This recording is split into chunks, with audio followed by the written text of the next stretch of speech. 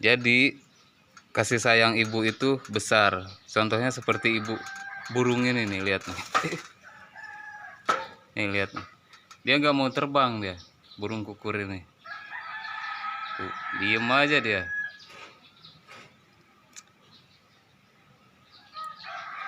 Inilah hebatnya perjuangan seorang ibu yang rela berkorban, rela mengorbankan nyawanya demi seorang anaknya.